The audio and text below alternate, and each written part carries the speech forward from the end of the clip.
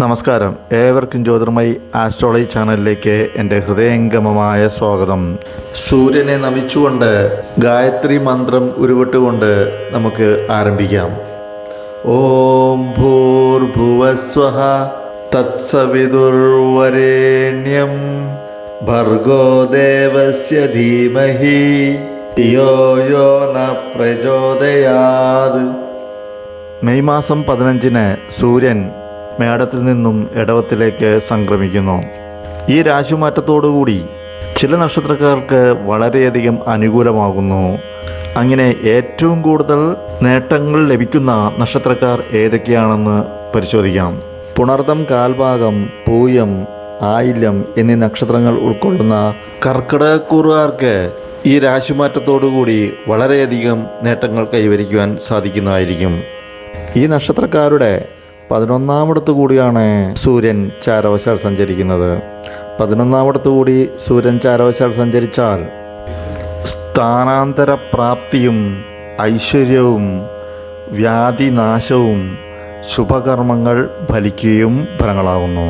അതായത് നിങ്ങൾ ഏതു പദവിയിലാണോ ഔദ്യോഗികപരമായി ഇരിക്കുന്നത് അതിൽ നിന്നും ഉയർന്ന പദവിയിലേക്ക് സ്ഥാനക്കയറ്റം ലഭിക്കുകയും സർക്കാർ ആനുകൂല്യങ്ങളും പ്രധാനമായും സാമ്പത്തികമായ നേട്ടങ്ങളും സമൂഹത്തിൽ ഉയർച്ചയും സമൂഹവുമായി ബന്ധപ്പെട്ട കാര്യങ്ങളിൽ വളരെയധികം അനുകൂല സ്ഥിതിയും അപ്രതീക്ഷിത ധനലാഭവും കച്ചവടത്തിൽ നിന്നും അതായത് ബിസിനസ്സിൽ നിന്നും വൻ ലാഭവും സിദ്ധിക്കുന്നതായിരിക്കും.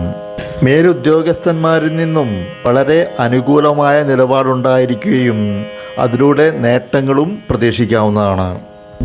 ജനങ്ങളെ സ്വാധീനിക്കുവാനും സുഹൃത്തുക്കളുമായി ഒത്തുചേരുവാനും സാഹചര്യം വന്നു ചേരുന്നതായിരിക്കും. മുതിർന്നവരിൽ നിന്നും അനുഗ്രഹവും അവരുടെ ഉപദേശങ്ങൾ അനുസരിക്കുകയും മൂലം ജീവിതത്തിൽ ഉയർച്ചയും ദീർഘകാലാടിസ്ഥാനത്തിലുള്ള പ്രൊജക്റ്റുകളിൽ നിന്നും ലാഭവും നേട്ടവും വന്നു ചേരുന്നതായിരിക്കും.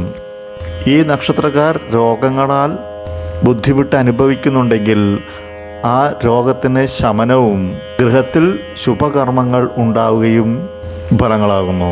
ധനപരമായും ഔദ്യോഗികപരമായും നല്ല അനുഭവങ്ങൾ ഉണ്ടാകുന്നതായിരിക്കും. കർക്കിടകക്കൂറുകാർക്ക് എല്ലാവർക്കും തന്നെ ഇടവമാസത്തിൽ ഗുണാനുഭവങ്ങൾ വർദ്ധിക്കട്ടെ എന്ന് ആശംസിക്കുന്നു. അടുത്തത് മകം, പൂരം, ഉത്രം, കാൽഭാഗം എന്നീ നക്ഷത്രങ്ങൾ ഉൾക്കൊള്ളുന്ന ചിങ്ങക്കൂറുകാരാകുന്നു. ചിങ്ങക്കൂറുകാരുടെ 10ാമിടത്ത് കൂടിയാണ് സൂര്യൻ ചാരവശാൽ സഞ്ചരിക്കുന്നത്. 10ാമിടത്ത് കൂടി സൂര്യൻ ചാരവശാൽ സഞ്ചരിച്ചാൽ സർവകാര്യങ്ങളിലും വിജയവും കർമ്മങ്ങൾ സാധിക്കുകയും ഫലമാകുന്നു. അതായത് ഈ നക്ഷത്രക്കാർ ഏതു കാര്യങ്ങളിലാണോ ഇടപെടുന്നത് അതിലൊക്കെ തന്നെയും വിജയവും കർമ്മസംബന്ധമായി വളരെ നല്ല അവസ്ഥയുമാകുന്നു. അതായത് ജോലിസ്ഥലത്ത് സഹപ്രവർത്തകരുടെ സഹകരണവും ഉന്നതോദ്യോഗസ്ഥന്മാരുടെ പ്രശംസയും ജോലി കയറ്റവും സിദ്ധിക്കുന്നതായിരിക്കും. തീർച്ചയായും കർമ്മസംബന്ധമായി ഈ ഇടവമാസത്തിൽ വളരെയധികം നേട്ടങ്ങൾ ഈ നക്ഷത്രക്കാർക്ക് ലഭിക്കുന്നതായിരിക്കും. ചിങ്ങക്കൂറുകാരുടെ 10ാമിടത്ത് കൂടി ദിഗ്ബലത്തോടുകൂടി സൂര്യൻ ചാരവശാൽ സഞ്ചരിക്കുകയാകയാൽ അത് നിങ്ങളെ വളരെ ശക്തരാക്കുകയും പ്രസന്നമായ അന്തരീക്ഷം ഔദ്യോഗികപരമായും വ്യക്തിപരമായും സ്വാധീനിക്കുകയും അതിലൂടെ ജീവിതത്തിൽ ഐശ്വര്യവും ഉണ്ടാവുകയും ചെയ്യും. പ്രത്യേകിച്ച് സർക്കാർ ഉദ്യോഗസ്ഥർക്ക് പ്രമോഷനും പുതിയ പുതിയ ഉത്തരവാദിത്തങ്ങൾ ഏറ്റെടുക്കുവാനും അതിലൂടെ നേട്ടവും ഉണ്ടാക്കുവാനും സാധിക്കുന്നതായിരിക്കും. ആത്മവിശ്വാസം വർദ്ധിക്കും. സർക്കാർ സംബന്ധമായ കാര്യങ്ങളിൽ ഏർപ്പെടുമ്പോൾ ഈ കൂറുകാർക്ക് വിജയവും ഏത് സാഹസികമായിട്ടുള്ള കാര്യങ്ങളിൽ ഏർപ്പെട്ടിട്ടുണ്ടെങ്കിലും അതായത് ഏത് റിസ്കിനെയും മറികടക്കുവാൻ സാധിക്കുന്നതായിരിക്കും. എല്ലാ ചിങ്ങക്കൂറുകാർക്കും ഗുണാനുഭവങ്ങൾ ഈ ഇടവമാസത്തിൽ വർദ്ധിക്കട്ടെ എന്ന് ആശംസിക്കുന്നു. അടുത്തത് മൂലം, പൂരാടം, ഉത്രാടം, കാൽഭാഗം എന്നീ നക്ഷത്രങ്ങൾ ഉൾക്കൊള്ളുന്ന ധനുക്കൂറുകാരാകുന്നു. ഈ കൂറുകാരുടെ 6ാമിടത്ത് കൂടിയാണ് സൂര്യൻ ചാരവശാൽ സഞ്ചരിക്കുന്നത്.